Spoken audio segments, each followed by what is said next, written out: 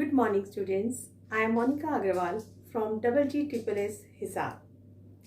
तो my dear students, आज हम एक बहुत ही इम्पॉर्टेंट चैप्टर करने जा रहे हैं जो कि +1 में ही नहीं बल्कि आप जब जब अकाउंट्स का काम करते हैं तो ये हमेशा आपको काम आएगा। ये एक किस्म से आपका बेस है। चाहे आप +2 के बाद BCom करें, BBA करें, CA करें, CS करें, MCom करें, कुछ भी करें, ये आपको आना चाहिए। तो इसलिए समझ सकते हैं ना आप इसकी इम्पोर्टेंस को। तो चलिए बच्चों, आज और इतना टफ भी नहीं है ये चैप्टर, जैसा कि आप अपना पिछला अब तक पढ़ते आए हो उसी में से ये रिलेटेड है, उसी में से छोटे छोटे पॉइंट्स लेकर है जो आपने अब तक चीजें सीखी हैं उसी को एक किस्म से समराइज किया गया है। तो इसलिए डरने की भी कोई जरूरत नहीं है। तो आइए लेट अस स्टार्ट। देखिए, जैसा कि इसके नाम से है, ये हमारा क्या है, फाइनेंशियल स्टेटमेंट्स। ठीक है, वित्तीय विवरण। अब वित्तीय विवरण हमारे क्या चीज होती हैं? वित्तीय विवरण बच्चों हमारे होते हैं जो एक अंतिम खाते भी जिन्हें हम बोलते हैं। जैसा कि मैं एक आपको इससे लेकर चलती हूँ यहाँ पे कि आपको एक पता चलेगा। एक हमारा होता है बच्चों अकाउंटिंग पीरियड। ठीक है, अकाउंटिंग पीरियड हमारा क्या है, क्योंकि अगर आपको अकाउंटिंग पीरियड नहीं पता होगा तो आप स्टेटमेंट कैसे बनाओगे, है ना। अकाउंटिंग पीरियड आपने सेकंड चैप्टर में किया होगा कि एक लेखांकन अवधि। हमारा वैसे तो क्या होता है, साल कब स्टार्ट होता है? हमारा साल बच्चों स्टार्ट होता है 1 जनवरी से 31 दिसंबर तक, जो जनरली हम बोलते हैं। लेकिन ये हमारा क्या है, कैलेंडर ईयर है। कैलेंडर के अकॉर्डिंग ईयर है। जब हम अकाउंट्स का काम करते हैं तो अकाउंट्स में हमारा क्या चीज आ जाती है? अकाउंट्स में बच्चों हमारा होता है 1 अप्रैल टू 31 मार्च, जो भी है ऑफ नेक्स्ट ईयर। अब जैसे कि मान लीजिए कि आपका जो साल था, ठीक है, अब आपका साल सेशन कहां से स्टार्ट हुआ था? 1 अप्रैल। अब जो हमारे अगर हम खाते बनाएंगे बच्चों तो वो कहां से बनाएंगे? 1 अप्रैल 2020 चल रहा है। 2020 से लेकर ये कहां तक चलेगा हमारा? 31 मार्च 2021 तक। इसका मतलब जो पहले वाला होगा वो हमारा कहां तक था? 2019 से लेकर 2020 तक होगा। ठीक है, तो अब जो ये एक लेखांकन अवधि है हमारी, ये कितने महीने की हुई? 12 महीने की। अप्रैल, मई, जून, जुलाई, अगस्त, सितंबर, अक्टूबर, नवंबर, दिसंबर, जनवरी, फरवरी, मार्च। ये हमारा पीरियड बच्चों हुआ एक 12 मंथ्स का। कैलेंडर ईयर भी 12 महीने का होता है, लेकिन वो 1 जनवरी से लेकर 31 दिसंबर तक का है, जबकि ये हमारा क्या है, 1 अप्रैल से लेकर 31 मार्च तक का होता है। तो जब भी हम कोई बिजनेस करते हैं तो उसमें हम ये जानना चाहते हैं कि हमारे को क्या लाभ हुआ, क्या हानि हुई। अगर हमें नुकसान पे नुकसान चले जा रहा है तो हम वो बिजनेस नहीं करना चाहेंगे। पूरे साल के बाद हर इंसान जानना चाहता है कि मुझे कितना प्रॉफिट हुआ, ताकि मुझे पता चल सके अगर मुझे प्रॉफिट हो रहा है तो मैं और अपना प्रॉफिट कैसे बढ़ाऊं, वो चीज भी वो जानना चाहता है। तो इसके लिए फिर हम क्या बनाते हैं, हमारी ये फाइनेंशियल स्टेटमेंट्स हम बनाते हैं। तो जो फाइनेंशियल स्टेटमेंट है एक किस्म से वो हमारी क्या करती हैं, ये देखिए, जो इसकी जॉन एंड मायर ने एक डेफिनेशन भी दे रखी है। Financial statements provide a summary of the accounts of A business enterprise, कि एक किस्म से एक व्यवसाय की जो ये है एक समरी वे में बताता है, एक संक्षिप्त रूप में। पूरे साल का इसमें लेखा जोखा होता है। 2 चीजें बच्चों इसमें बनाई जाती हैं। कौन कौन सी बनाई जाती हैं? अकाउंटिंग पीरियड आपको पता चल चुका है। ठीक है, इसमें हम 2 तरीके की अपनी स्टेटमेंट्स बनाएंगे। एक होती है हमारी अकाउंटिंग, इसमें होती है इनकम स्टेटमेंट। देखिए, अगर हम ये कहें फाइनेंशियल स्टेटमेंट को 2 पार्ट्स में हम डिवाइड कर सकते हैं।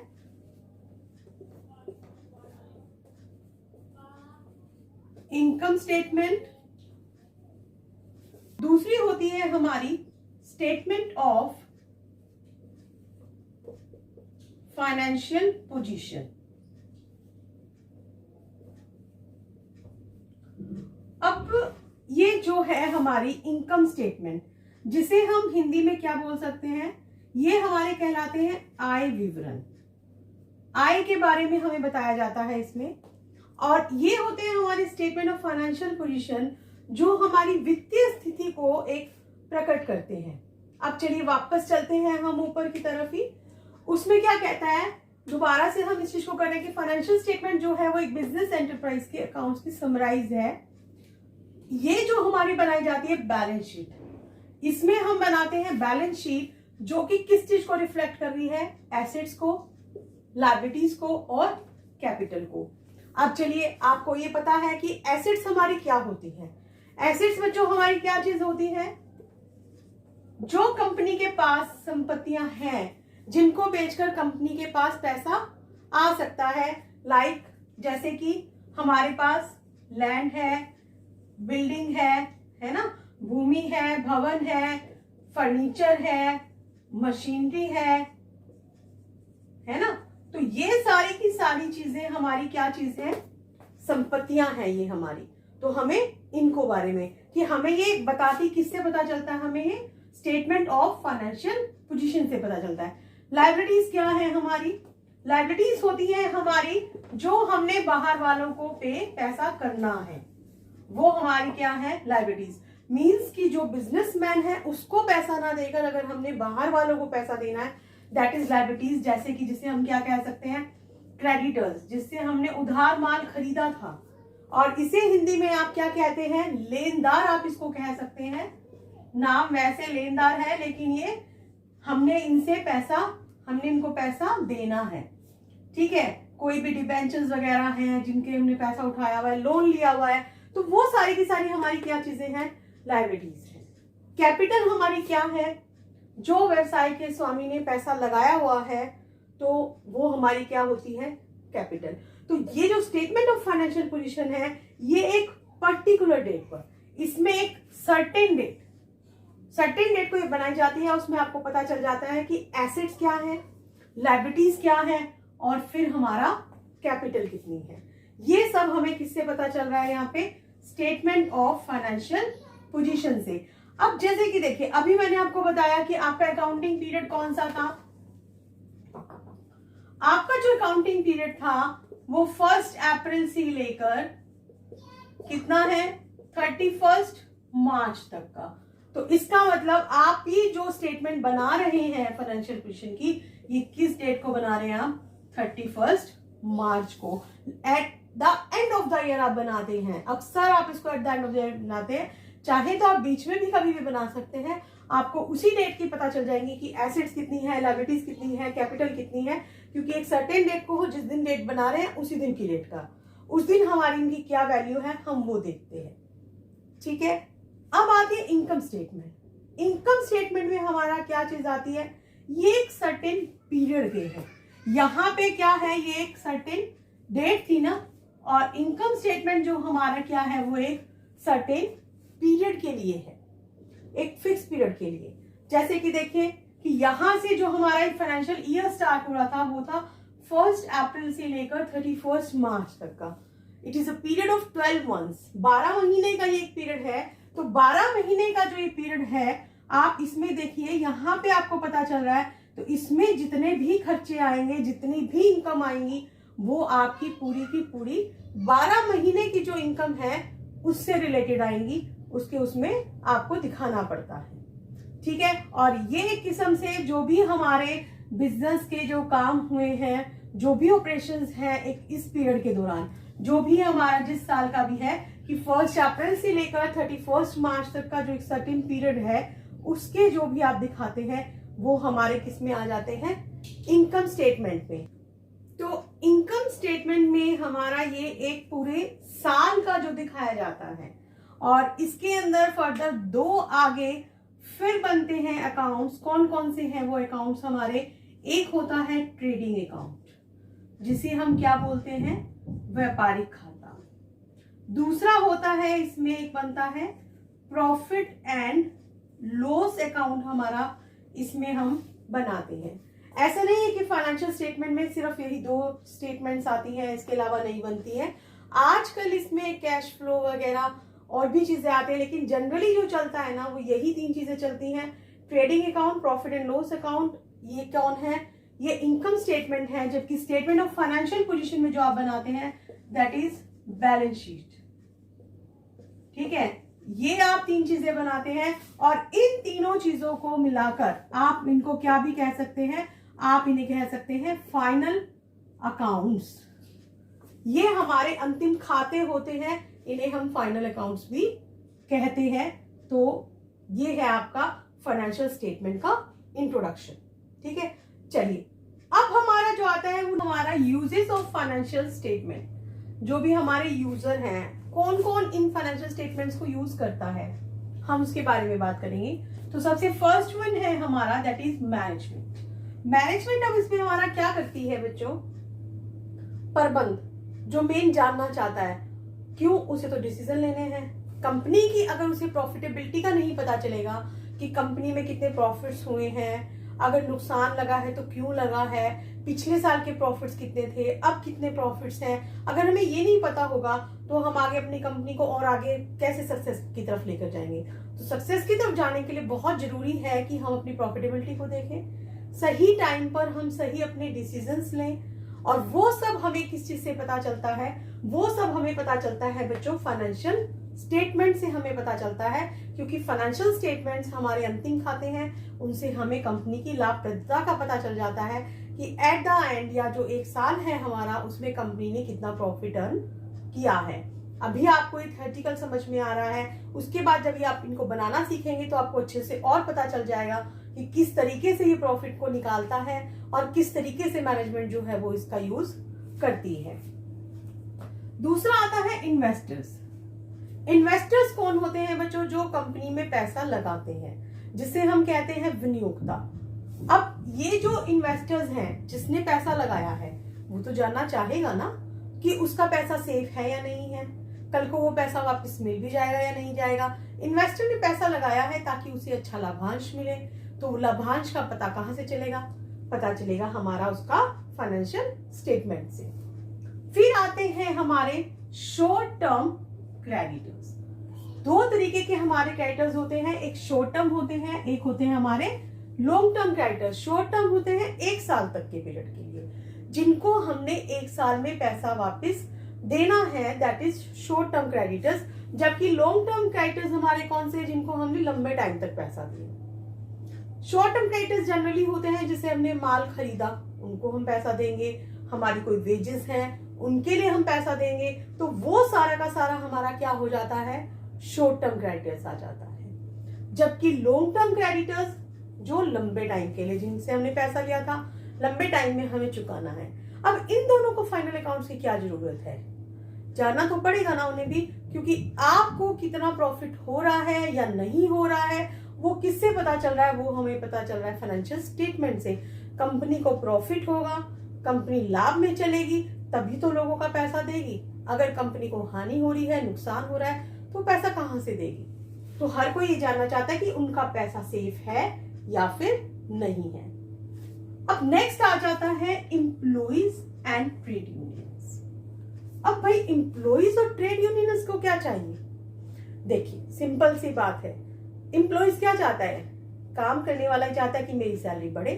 अब वो अपनी अगर सैलरी बढ़ाना चाह रहा है तो कैसे पता चलेगा, अगर बिजनेस एक सक्सेस है, उसको प्रॉफिट्स हो रहे हैं, तो नो डाउट वो कल को अपने कर्मचारियों को बोनस भी देगा, सैलरी भी बढ़ाएगा, है ना। लेकिन जबकि अगर वो नुकसान में चल रहा है तो वो नहीं करेगा।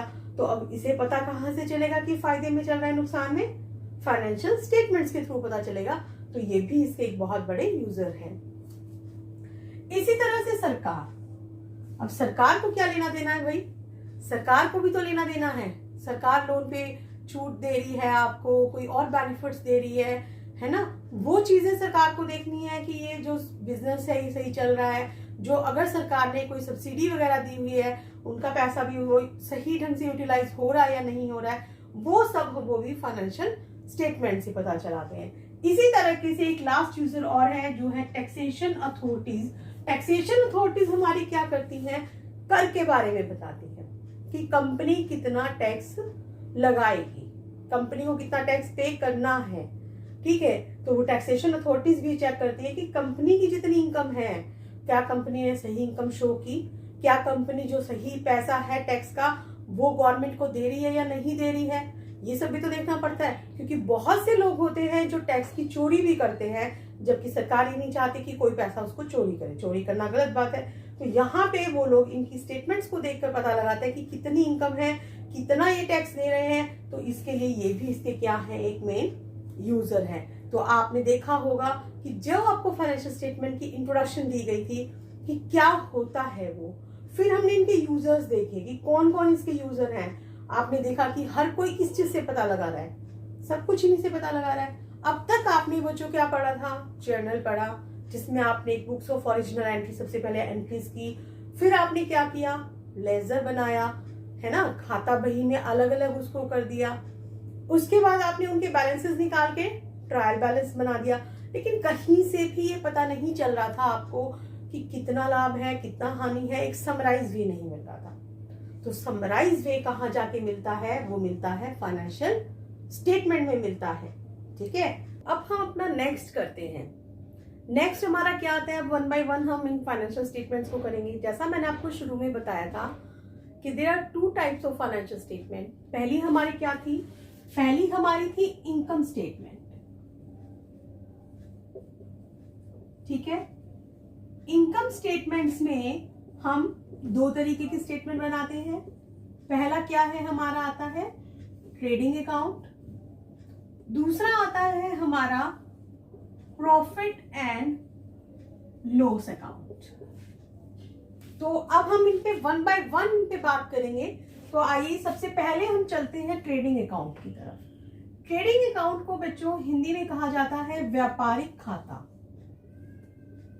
व्यापारिक खाता, अब ये व्यापारिक खाता क्या है, एक किस्म से हम इसको गुड्स अकाउंट भी बोल सकते हैं, क्योंकि कोई भी जितनी भी हमारे पास माल है, जो हमने खरीदा, जो हमने बेचा, उस माल को फैक्ट्री तक लाने के खर्चे, ठीक है, या हमने कोई माल खरीद कर वापस कर दिया, सेल्स जो हमारी है, कोई हमारी सेल वापस आ गई है, अंत में हमारे पास कितना माल बचा, सारे का सारा इसमें हम गुड्स से रिलेटेड अपनी आइटम्स को लिखते हैं। तो इसलिए इस अकाउंट को कई बार हम क्या भी कह देते हैं, एक किस्म से ये हमारा गुड्स अकाउंट भी हो सकता है। बाटली बाई ने इसकी एक अच्छी सी डेफिनेशन दी है। वो बताते हैं the trading account shows the result of buying and selling of goods. वो क्या बता रहे हैं कि जो हमारा व्यापारिक खाता है वो हमें बताता है गुड्स की खरीदने के लिए जितनी हमने खरीदी है, बेची है, इन सब का वो ब्यौरा देता है।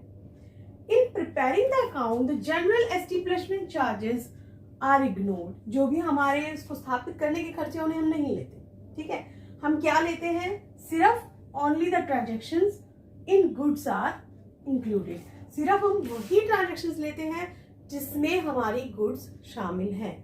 यही वजह है कि हम इसको क्या भी कह सकते हैं, हमारा एक किस्म से ये गुड्स अकाउंट भी हो जाता है, क्योंकि इसमें सिर्फ और सिर्फ जो हमारी ट्रांजेक्शंस है वो किससे रिलेटेड होती है, हमारी गुड्स से रिलेटेड होती है। ठीक है, तो ये पता चला आपको कि ट्रेडिंग अकाउंट हमारा क्या होता है।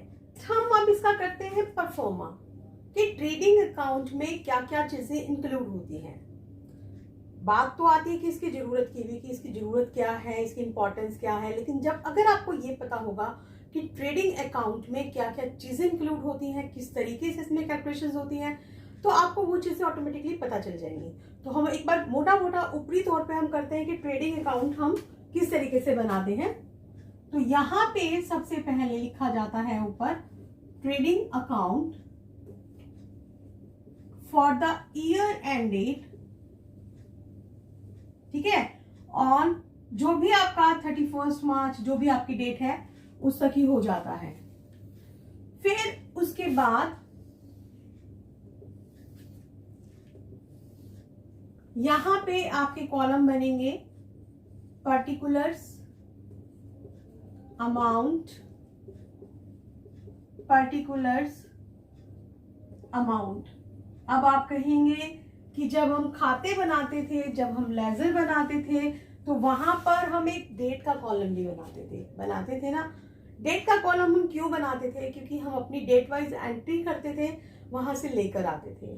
लेकिन क्योंकि जो ट्रेडिंग अकाउंट है वो आप किससे बना रहे हैं, ट्रायल बैलेंस से बना रहे हो, तो इसलिए यहाँ पे डेट के कॉलम की जरूरत नहीं है। ठीक है, पूरे साल की एंट्रीज हम ले रहे हैं फॉर द ईयर एंडेड में। दूसरी बात क्या चीज है, वहां पे हम एक LF का कॉलम भी बनाते थे, लेजर फोलियो या JF जर्नल फोलियो, है ना। JF बनाते थे हम, LF बनाते थे जर्नल में और JF बनाते थे हम अकाउंट में। लेकिन उसकी भी यहाँ पे नीड नहीं है। क्यों नहीं है? क्योंकि ना तो आप इसको लेजर से बना रहे हैं, ना आप इसको जर्नल से बना रहे हैं। आप इसको किससे बना रहे हैं? ट्रायल बैलेंस से बना रहे हैं। तो ट्रायल बैलेंस से बनाने के लिए हमें यहाँ पे वो भी चीज दिखाने की जरूरत नहीं है। तो सिंपल सी फिर हमारे पास इसमें क्या चीज आ जाती है? पर्टिकुलर्स अमाउंट डेबिट क्रेडिट आपके एज इट इज चलेंगे। ठीक है। सबसे पहले इसमें क्या चीज ली जाती है? सबसे पहले इसमें लिया जाता है टू ओपनिंग स्टॉक, कि साल के शुरू में हमारे पास कितना स्टॉक है वो आप यहाँ पे लिख देते हैं। तो पहली आइटम आपको पता चल गई। दूसरी चीज अब आप यहाँ पे क्या लेते हैं? टू परचेजेस, जितनी भी आपने साल के बीच में परचेजेस करी हैं, लेकिन इसमें से आप परचेज रिटर्न जो है ना वो लेस कर देते हो। अब ये परचेज रिटर्न क्या है? जो आपने माल खरीदा था, हो सकता है कि कुछ माल उसमें से खराब हो या आपको सूट नहीं कर रहा है, तो आप उसे वो वापस कर देते हैं, दैट इज परचेज रिटर्न।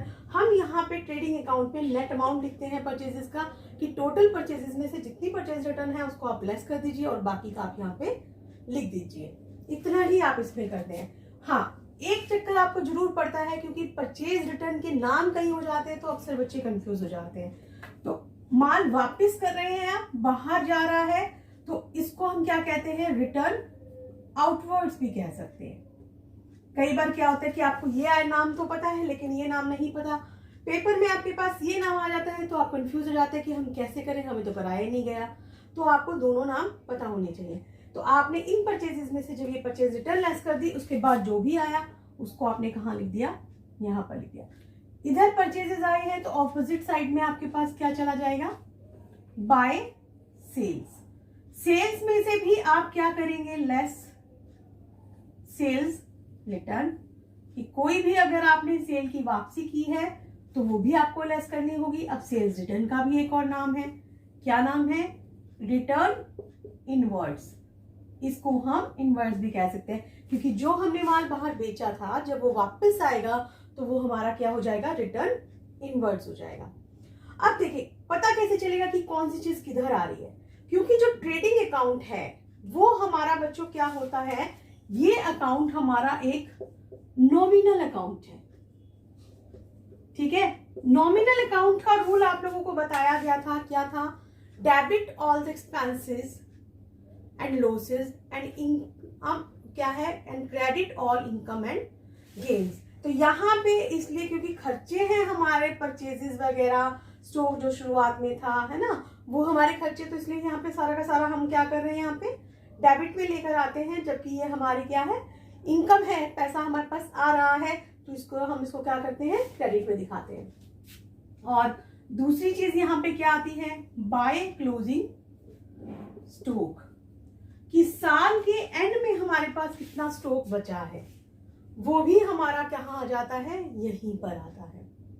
अब उसके अलावा एक चीज और हमारी आती है, वो आती है बच्चों टू डायरेक्ट एक्सपेंसेस।